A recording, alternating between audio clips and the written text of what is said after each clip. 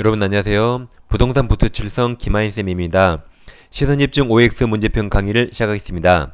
이 시간에는 시선집중 문제편 제36강입니다. 주택임대차 보호법에 대해서 공부하겠습니다. 학습자료는 네이버밴드에 올려드리고 있습니다. 먼저 구독, 좋아요 꼭 누르고 시작해주세요. 이 시간에는 포인트 36번 주임법입니다. 이제 민특법이 들어왔는데 민특법에서 네 문제를 꼭 맞춰야 됩니다. 지금부터 열심히 하셔가지고 네 문제를 꼭 여기서 확보합니다.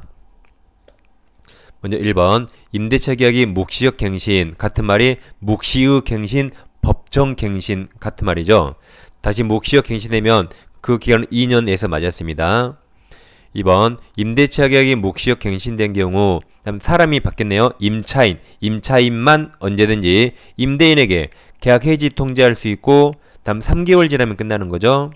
3번 주택 전부를 일시에 동그라미 일시적으로 사용 동그라미 사용하기 위한 임대차인 것이 명백한 경우에는 이때는 주임법 적용되지 않습니다. 그러니까 무시해서가 아니라 딱 이틀 빌린 사람 보호할 필요 없죠. 따라서 일시 사용 임차인은 강행규정 주임법도 적용되지 않고 상임법도 적용되지 않습니다. 같은 말입니다. 다음 4번 임대차 기간을 1년으로 정한 경우 다음 사람이 바뀌었죠. 임차인만 그 기간 1년 기간이 유효함을 주장하거나 또는 2년을 선택할 수 있죠. 임차인만 가능합니다. 5번 다가구형 단독주택이라 써있잖아요. 단독 안 써도 다가구는 단독입니다. 그럼 다가구형 단독주택 임대차에서는 전입신고할 때 집원만 기재하면 되죠. 기재하고 동호수 표시 없어도 대항력 생깁니다. 여기서 잠깐 공동주택을 좀 보겠습니다. 공동주택은 먼저 아파트, 연립, 다세대, 기숙사는 여기랑 상관없죠. 이 세 가지가 공동입니다. 이걸 내보세요. 이 다가구 없죠. 다가구는 단독이에요.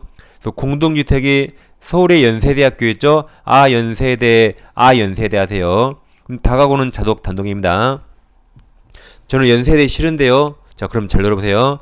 네, 남녀가 싸우는데 남자가 뒤지게 맞았다. 여자가 엄청 때렸어요. 남자가 맞았죠? 울면서 하는 말이 2년 세대요. 이 공동입니다. 그럼 다가구는 단독. 잘 기억하세요. 여기는 이제 동호수까지 다 적어야 대항력이 생기는 거죠. 네, 단독은 집원만 적어도 대항력 생깁니다.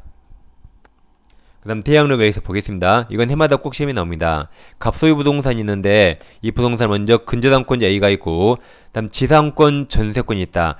지상권 전세권은 물권으로서 원래 대항력이죠. 다음 임차권은 원래 대항력 없는데 가로 열고 예외적으로 대항력을 치르겠다가 있어요. 그럼 이 을들 3명, 이 을들은 갑과 기하겠죠. 갑이 소유자고 이 을들이 빌린자죠.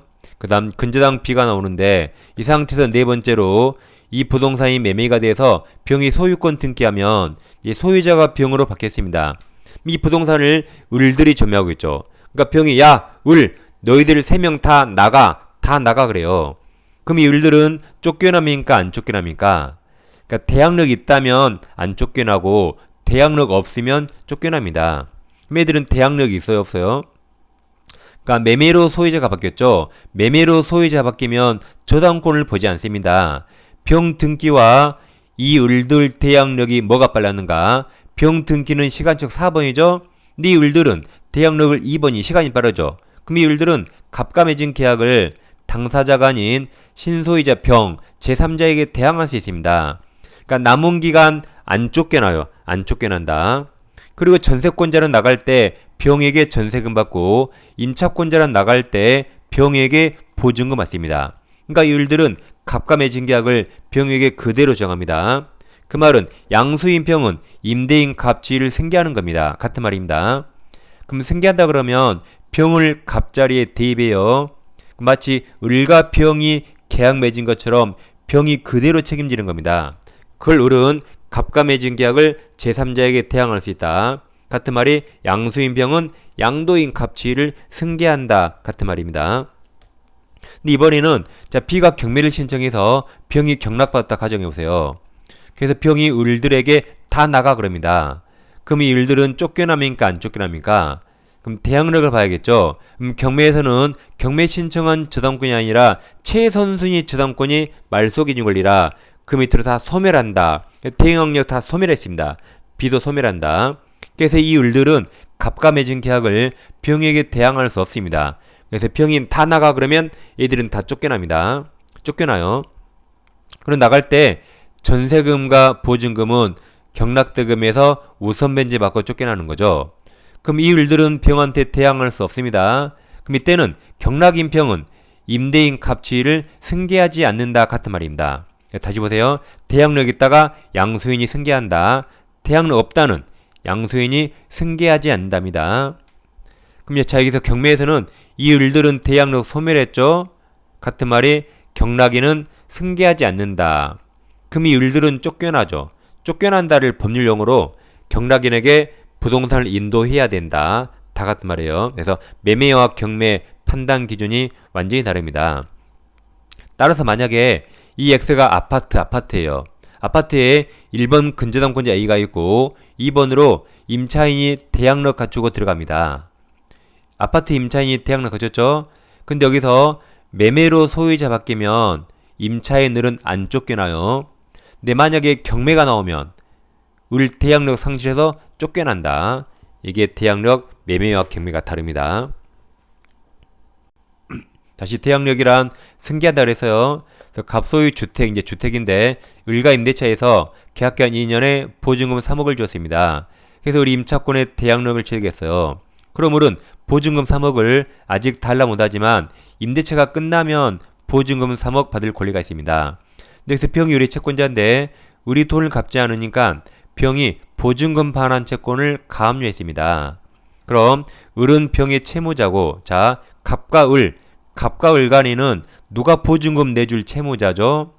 갑이 채무자죠. 그럼 병이 그걸 가압류했으니까 병이 보기에 갑이란 사람은 내 채무자 을에게 보증금 내줄 갑이 채무자라 이를 제3채무자랍니다.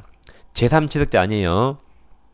근데 여기서 주택이 정한테 매매 양도돼서 정 앞으로 등기하면 아까 대항력이 있다가 뭐였죠? 양수인 정이 양도인 갑 지위를 승계한답니다. 그래서 양수인 정은 제3채무자 지위를 승계한다고. 그럼 갑 자리에 정을 대배요.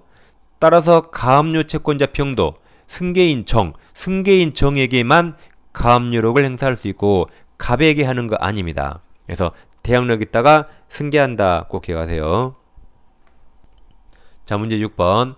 자 저당권 동그라미 쳐요. 저당권이 설정된 주택을 임차하여 대항력 동그라미. 그럼 경매라면 소멸하겠죠.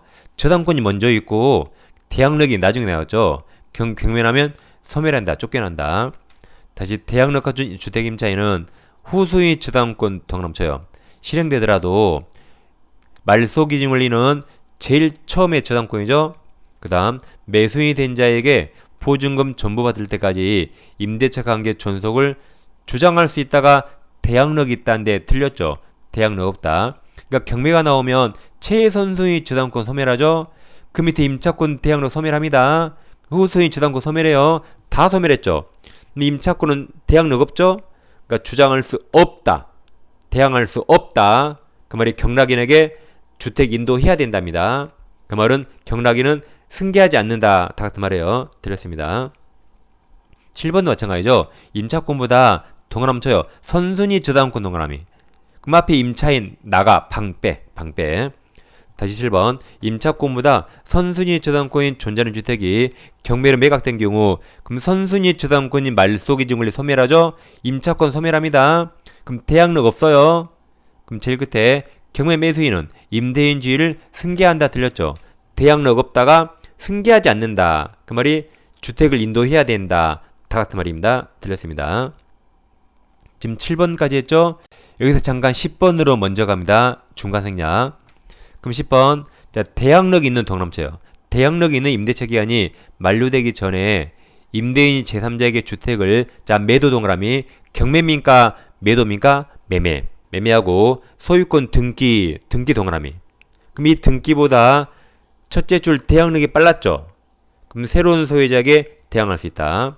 등기를 마친 경우 임차인은 계약 당사자가 아닌 제3자, 신소유자에게 임차권 주장할 수 있다죠. 이게 대항력 있다.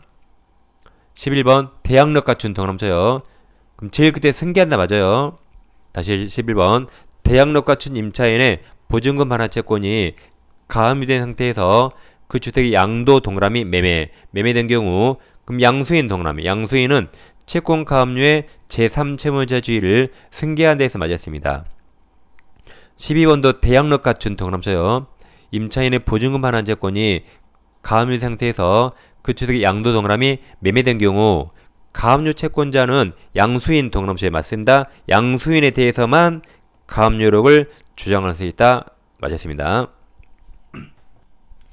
중간에 하는 8번입니다. 주임법에서 등기명령이란 임차권 등기명령이죠. 8번 등기명령 집행에 따라 주택 전부에 대해서 타인 명의의 임차권 등기가 끝난 뒤 소유익 보증금 내고 그 주택 임차한 자는 동그라미쳐요. 최우선 변제권 동그라미 행사할 수 없습니다.